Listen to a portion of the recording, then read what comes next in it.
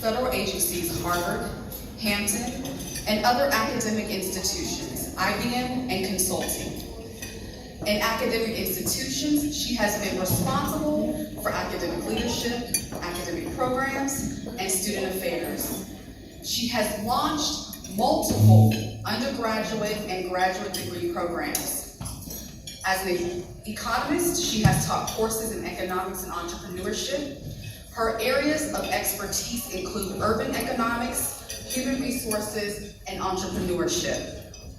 At Medgar Evers College, under the leadership and support of President Rudy Crew and Provost Augustine Okereke, Dean Rolle launched the Entrepreneurship and Experiential Learning Lab, EEL, in the fall of 2015. Since the EEL launch, Medgar Evers College teams have studied entrepreneurship in 10 countries, published in excess of 10 papers, initiated 4 international agreements, and in 2016 coached the first woman to win the CUNY-wide Smart Pitch competition. She's a bad woman. Dr. Rolle is sought after as an international keynote speaker on entrepreneurship and economic development.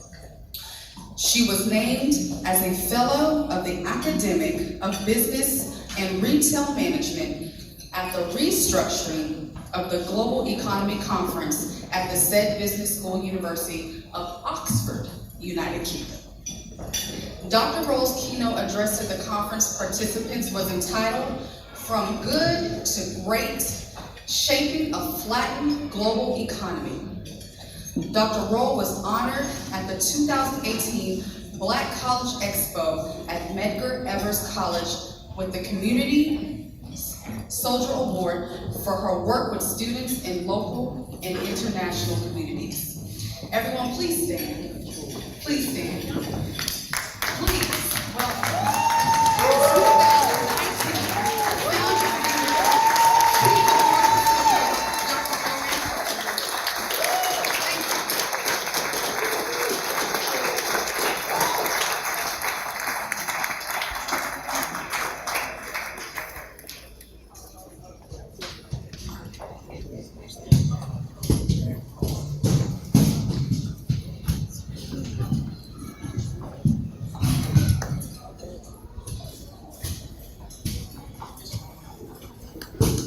You may be seated. One more round of applause for all of our IOEs.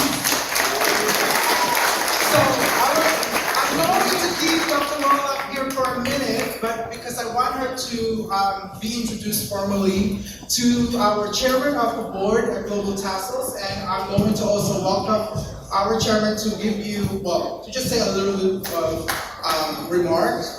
Dan McKee.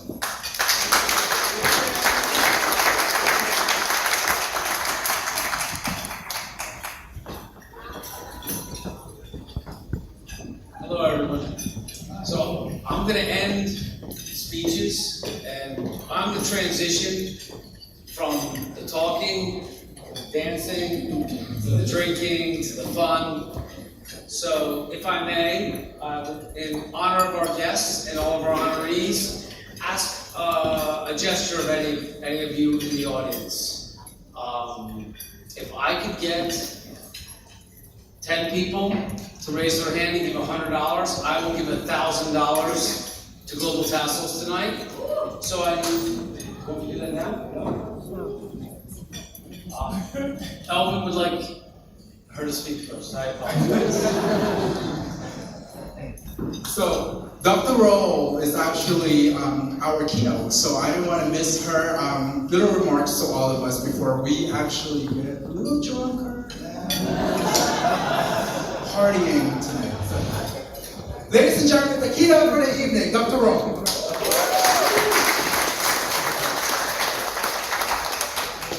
Love you, Dean.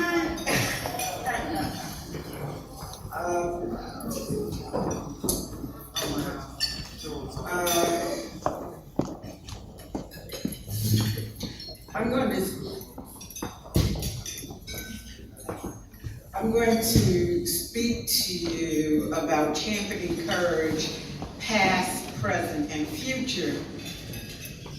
But first I'm gonna just say a little personal note.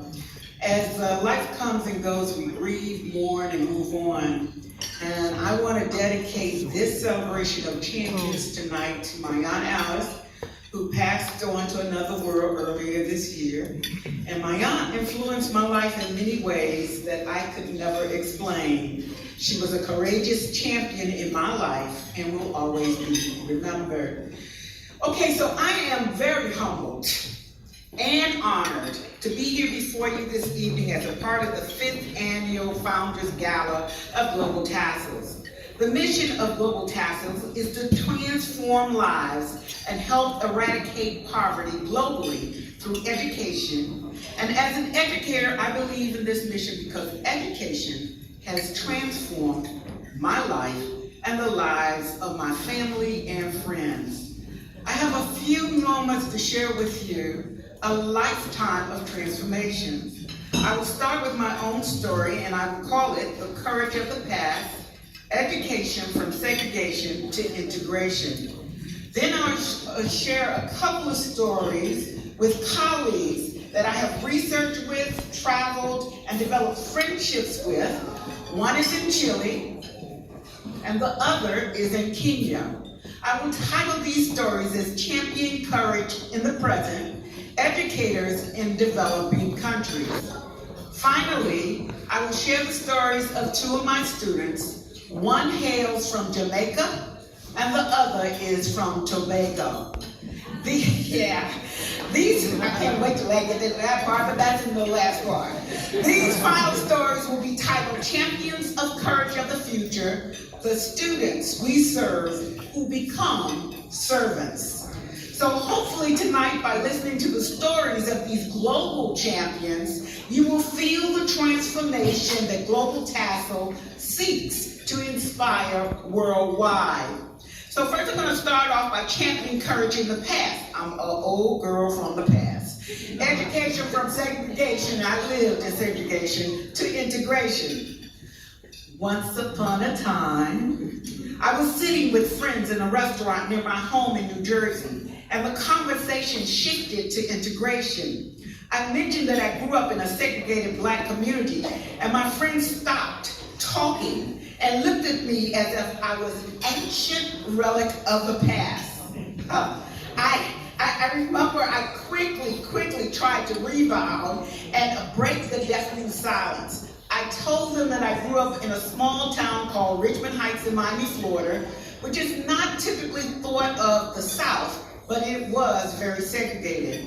Richmond Heights was developed after the war specifically for Black veteran families. We had our schools, our churches, our stores, and Black professionals to support us.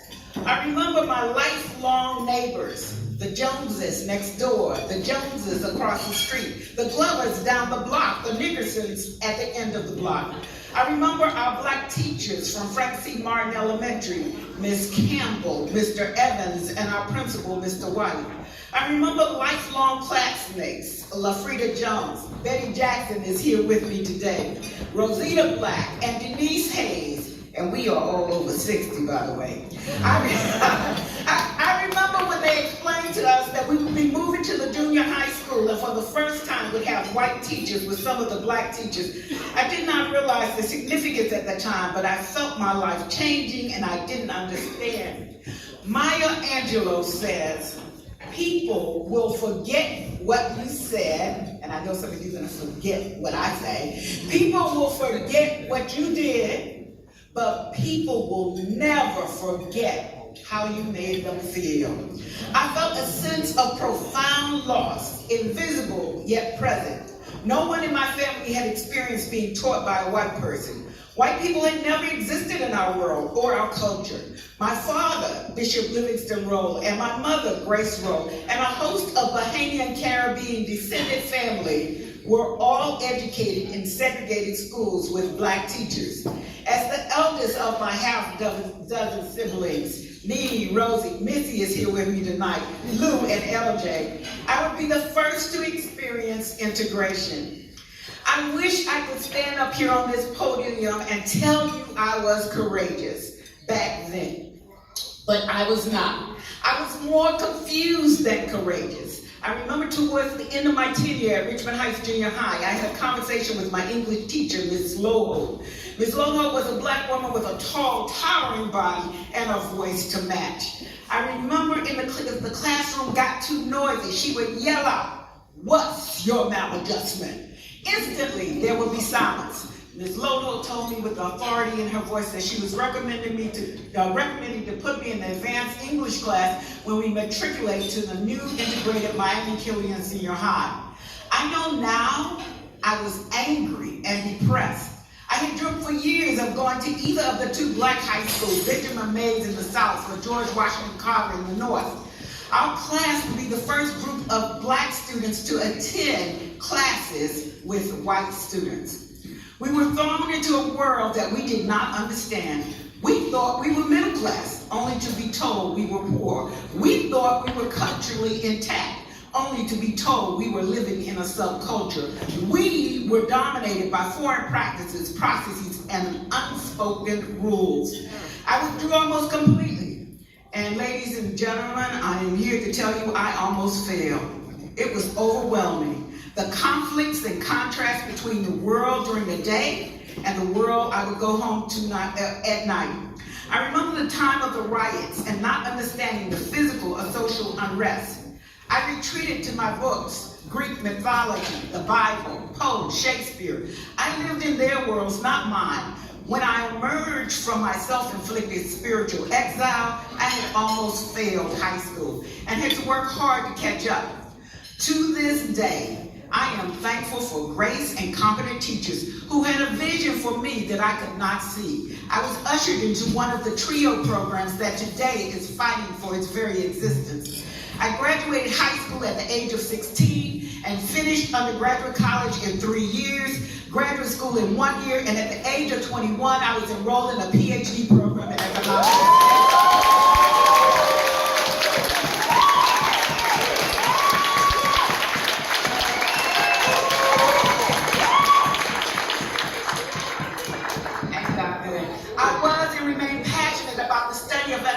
Because I could not reconcile why so many people are poor in poverty and so few are rich. That continues to inspire and inform my work today. While several institutions recruited me, I chose Howard University. Howard had launched the first PhD program in economics at a historically black college. It was at Howard that I found my courageous champions and mentors who gave me the courage to become what I could not see. I never was taught by a woman at Howard. There were only men in my faculty of economics. What they taught me was that we stand on the shoulders of many and others will stand on our shoulders. So we needed to prepare more, read more, write more, and do more because we were the proverbial road less traveled. In closing of this personal story, and hold on, I got a couple more. That young black girl who was so confused as a teenager became courageous as a woman through a series of transformations that led to careers in government, entrepreneurship, corporate, and academic administration pursuits. Education is power.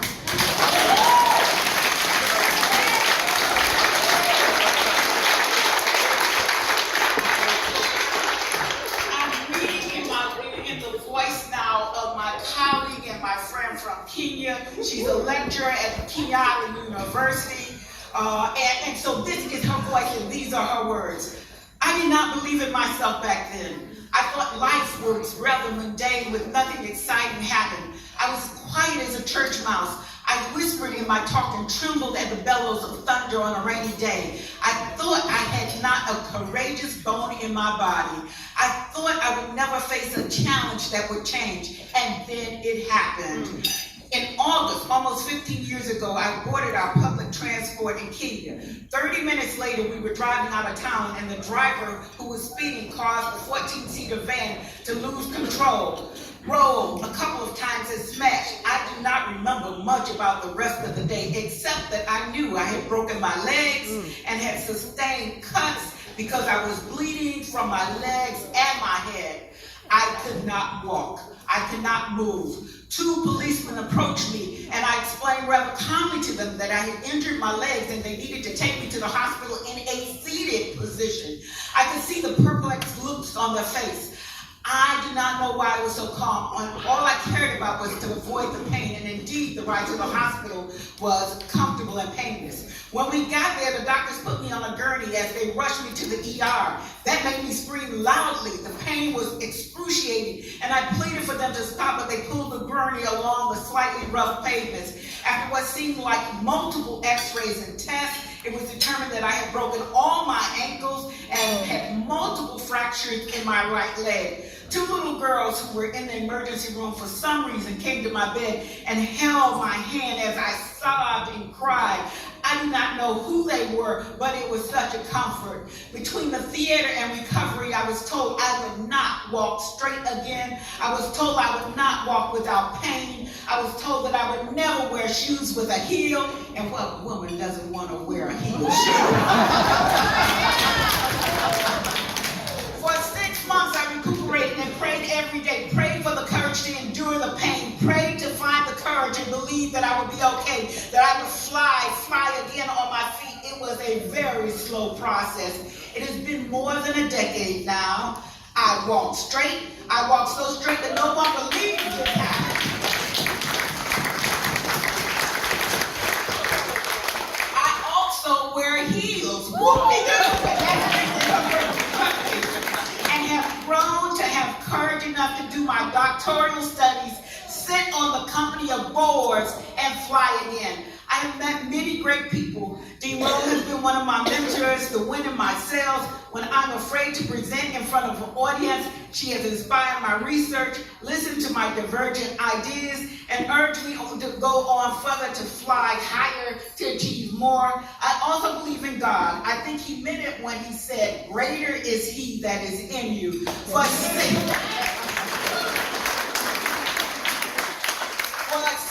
months, I could not walk, but I held fast to faith. So what is my next journey? I do not know yet. However, I do know it will be great. Keep the faith. Stay courageous. That's coming to you from Nairobi, Kenya. From Chile, Roberto Acevedo. We have worked together for the last 2 or 3 years, and in his voice, he's telling this to you. This is his story about a few of his families and teachers and friends. He was young, about 16 years old, and decided to start teaching older people in a special school for adults. Fathers, mothers, and workers in general were my students. I know that I taught them mathematics, physics, and chemistry. I still remember that once walking along the town center in Santiago, Chile, a very relevant issue happened in my life. I have never forgotten that moment of gracious time. The couple, older than I, approached me and said, "Hello, my dear professor." I also said hello to them, but I was unable to recognize them, and I apologized. And the man said, "Just wait a minute. Let me introduce my wife, and afterward, I will tell you who you are to me." And so after a very short time, she started talking and explaining. This gentleman, he explained, this gentleman was my teacher at evening school many years ago. I was going through a rather complex time in my life. He was always ready to help me. Now I want you to join with me, and he's saying this to his wife, and thank him. And I was listening, and that's Roberto saying I was listening. Then she continues to say that they were doing very well. They had 2 grown-up children. The economic situation was tough, but he worked very hard, and as a result, they bought a small house. Their 2 children were able to enter the higher education system in Chile, in the most prestigious universities. And he was thrilled because he had a role in this. And he said that I have been an academic professor in Chile for over 46 years. I do enjoy this work. Isn't it wonderful when you can work and you love what you do? I still remember my father and mother, may they rest in peace, and he's happy that he's able to work in what he loves doing. And what he wanted to say to you is, be happy, and everyone belongs to the same class. Now, just bear with me a little bit more while I talk about my students. I have been blessed to be the Dean of the School of Business at Medgar Evers College for 5 years, supported by visionary leaders Rudy Crew and Augustine Bocarecki. During my tenure, we have achieved many things, but I am most proud of the growth and transformation of the many students of Medgar. I can't tell all the stories about our courageous student champions, of which several are here tonight. Will you please stand, my students from Medgar?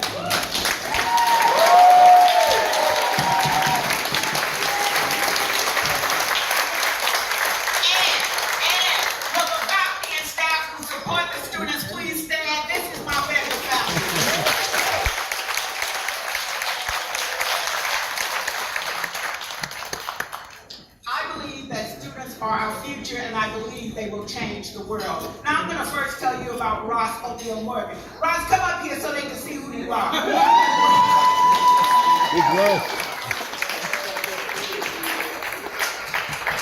Okay, now listen to this. Ross is the son of a former British subject under colonialism. His father's name is Mr. O'Neal, who does not read, and Mrs. Rebecca Morgan, who graduated high school born on the island of Jamaica. Mr. O'Neal came to America through a legal farm worker program. However, he became an illegal person and did not return to Jamaica when the seasonal work was done. Over time, his father would gain legal residency in the U.S. that allowed his family to migrate legally in July 1988. Here, his wife, Rebecca, his daughter, and his son, Ross, came to Brooklyn. I'm so sorry. Yeah, I came to Brooklyn. Oh, yeah, okay, all right, okay, all right, okay. You know, I get excited. Y'all gotta excuse me when I get around the students. Okay, as the Jamaicans speak a broken form of English, and this is Ross' words, not mine. He wrote this, so blame him. So even with the fear of speaking, Ross O'Neal worked almost 10 years until 2008, providing quality customer service as a call center sales and service representative before being promoted to fiber network technician with a major telecom company. Later, Ross O'Neal opened a retail store in Brooklyn that stores handmade arts and crafts from the continent of Africa and the Caribbean. The venture ultimately closed that caused lasting financial hardships that would delay O'Neal's return to Medgar for not 1, not 5, but 10 years. It took him 10 years to get back to school. Ross O'Neal did return to Medgar, where he majored in public administration and participated in several entrepreneurship and experiential learning initiatives. O'Neal completed the Fullbridge Boot Camp, studied abroad in 9 countries, and is the reigning U.S. champion of the Startup Africa Pitch Competition.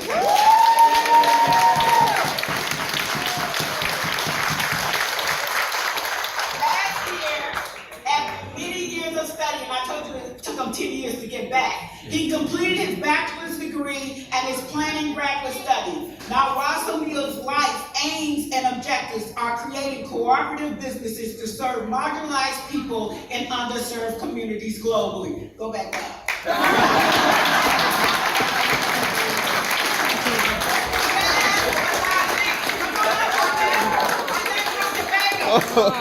From Tobago to Staten Island. Alexis is a psychology major attending Medgar Evers College.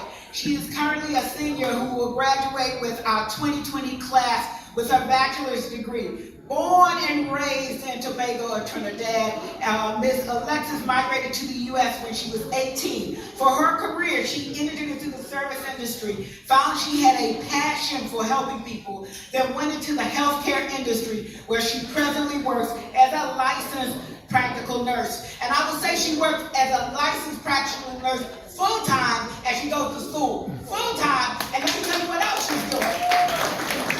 Ms. Alexis aspired to further her education by returning to school and completing the RN course. She looked at schools that would fit her needs. Even though she lived in Staten Island, she decided decided to commute to Brooklyn and attend Medgar Evers College. In her first semester, Ms. Alexis noticed the lack of financial literacy among her peers and has since worked towards comprehensive financial education for all students. She went around the school advocating for financial education classes when introduced to Dr. Rolle and started her on the path of entrepreneurial experiences at Medgar Evers College. Being part of the first intensive boot camp at Fullbridge, of which she was the last candidate accepted and one of the few freshmen. Ms. Alexis completed the program and became inspired to seek more information. Advocating for space for students on the work, she continues to push me around. Ms. Alexis propositioned Dean Rolle, and this helped birth the Entrepreneurship Experiential Learning Lab, EAL.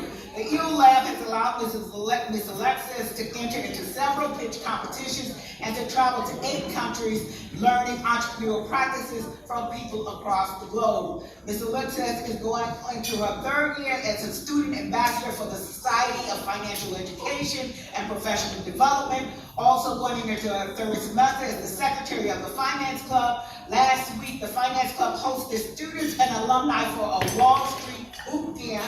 She also is one of the student organizers at MEC, pushing for curriculum studies in the cannabis industry.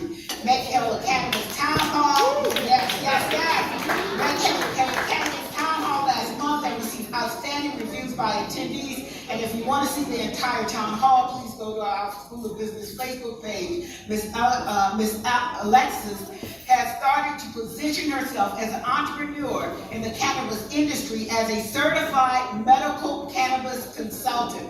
Her goal is to establish a clinic in Brooklyn that will help treat people whom cannabis can help. Now I add myself, go down.